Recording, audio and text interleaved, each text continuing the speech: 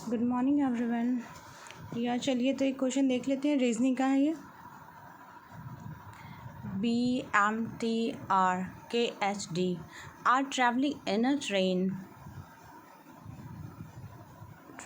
a train compartment with a third tier sleeper berth। तो third tier sleeper birth में ये लोग travel कर रहे हैं। 7 लोग हैं। 1 2 3 4 5 6 7 फाइन 7 लोग हैं। Each of them has a different profession. Engineer, doctor, architect, pharmacist, lawyer, journalist, pathologist. तो इनके डिफरेंट प्रोफेशन हैं। They occupied 2 lower berth, 3 middle berth and 2 upper berth. B is an engineer। तो सबसे पहले जो नेगेटिव पॉजिटिव इंफॉर्मेशन है उसे हम साइड में लिख लेंगे अगर ऐसी ज़रूरत होती है तो। B the engineer is not on upper berth. B engineer है, अपर बर्थ में नहीं रहता है, मतलब अपर बर्थ उसे नहीं मिली हुई है। B as an engineer is not on upper berth, upper berth नहीं मिली है। फिर the architect is the only other person who occupy the same berth as that of B.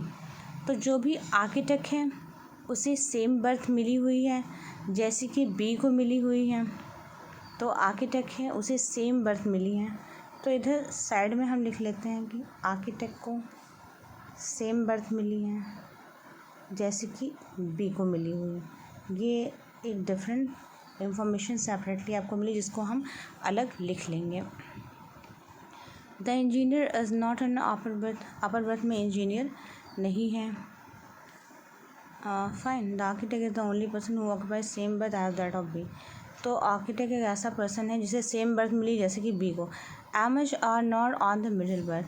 M H जो है मिडिल बर्थ में नहीं है, M H को मिडिल बर्थ नहीं मिली हुई। M H R not on the middle berth and their profession is R pathologist and lawyer.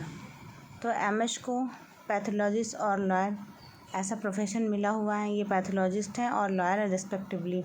तो ये पैथोलॉजिस्ट और लॉयर हैं respectively and their profession. Fine T is pharmacist. T आपका pharmacist है। D is neither an journalist. D journalist और architect नहीं है। D is neither journalist nor architect. T journalist और आर्किटेक्ट नहीं है। तो जर्नलिस्ट और आर्किटेक्ट लिखकर क्रॉस का साइन लगा देंगे। T is pharmacist. T pharmacist है, ये क्लियर इन्फॉर्मेशन है आपके पास। D is neither journalist nor architect, ये लिख लेंगे। K occupies the same type of berth as the doctor. K occupy the same berth as the doctor. तो K ये भी इंफॉर्मेशन लिख लेंगे। K occupy same berth as the doctor. K occupy same berth as the doctor. तो upper berth में कौन कौन नहीं है? अपर बर्थ में इंजीनियर नहीं है। मिडिल बर्थ में ये दोनों एम एच वाले नहीं हैं, ठीक है। और आर्किटेक्ट को सेम बर्थ मिली हुई है जैसे कि बी को मिली। आर्किटेक्ट को बता रहा है कि सेम बर्थ मिली हुई है जैसे कि बी को मिली है। तो जब ये बी अपर बर्थ में नहीं है तो जाहिर सी बात है या तो लोअर होगा या मिडिल होगा। या तो आर्किटेक्ट को सेम बर्थ मिली है जो कि बी के इक्वल है। आर्किटेक्ट को सेम बर्थ मिली है बी के बराबर। आर्किटेक्ट को सेम बर्थ मिली है बी के बराबर, तो आर्किटेक्ट और बी की बर्थ सेम होगी, मतलब इन दोनों की बर्थ सेम होगी। और लेकिन अपर बर्थ में ये नहीं है, क्योंकि अपर बर्थ में ये नहीं तो ये भी अपर बर्थ में नहीं होगा। तो जो भी बर्थ होगी वो सेम ही होगी इन दोनों के। और एम एच को मिडिल बर्थ नहीं मिली है, एम एच को मिडिल बर्थ नहीं मिली है, तो या तो ये अपर होंगे या तो लोअर होंगे। और लोअर ये हो नहीं सकते हैं। क्यों नहीं लोअर हो सकते हैं? लोअर इसलिए नहीं हो सकते हैं क्योंकि अपर और लोअर सिर्फ दो बर्थ मिली हुई है और अपर ऊपर वाला नहीं है, तो ये लोअर ही होगा। क्योंकि मिडिल के 3 हैं और लोअर और अपर का 2 ही होना है। लोअर और अपर के 2 ही होने हैं, तो यहाँ पर लोअर बर्थ हो जाएगी। जब अपर नहीं होगा तो लोअर हो जाएगा, क्योंकि मिडिल भी नहीं हो सकता क्योंकि मिडिल के 3 लोग हैं। मिडिल के जो 3 लोग हैं 3 लोग ऐसे हैं जिनको मिडिल बर्थ मिली है, तो जब ये अपर नहीं हो तो ये लोअर ही हो जाएगा। और क्योंकि 3 लोग तो यहाँ पर है नहीं, 2 ही लोग सिग्निफाई हो रहे हैं कि बी और आर्किटेक्ट की बर्थ सेम है, तो वो लोअर बर्थ हो जाएगी। अब जब यहाँ पर मिडिल नहीं है, ये दोनों मिडिल के नहीं हैं, तो ये दोनों अपर के हो जाएंगे, क्योंकि लोअर के भी 2 ही लोग हैं और अपर के भी 2 ही लोग हैं। अब जो 3 बचे हैं वो मिडिल ही हो जाएंगे, क्योंकि ये साफ साफ क्वेश्चन कह रहा है कि मिडिल बर्थ में 3 लोग बैठे हुए हैं, तो ये जो 3 लोग बचे हैं वो मिडिल बर्थ में ही होंगे। अब देखिए, के कह रहा है सेम एज डॉक्टर, तो के पास सेम बर्थ है जैसे कि डॉक्टर के पास है, तो के पास मिडिल बर्थ है और डॉक्टर के पास भी मिडिल बर्थ है। ये तो आपका क्लियर हो गया। और टी के बारे में बताया है था कि फार्मासिस्ट था। अब ये जर्नलिस्ट और आर्किटेक्ट नहीं है, तो डी डॉक्टर ही होगा। डी डॉक्टर क्यों होगा?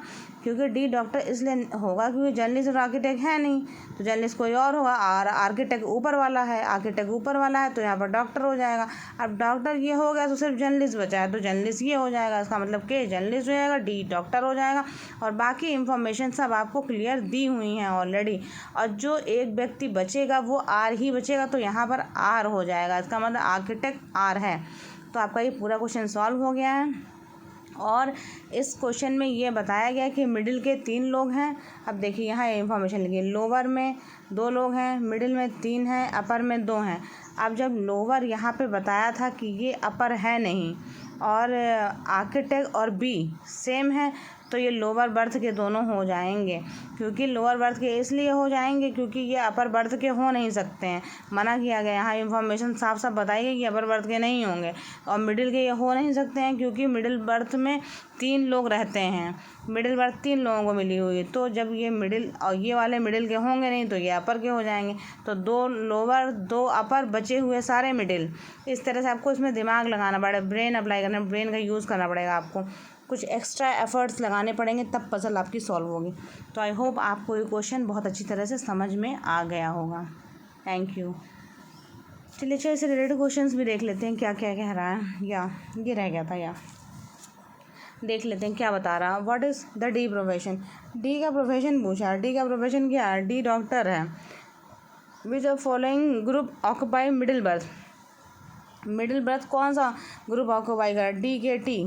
तो डी के टी आपका मिडिल बर्थ ऑक्यूपाई करा। Which of the person combination of the person berth profession is correct?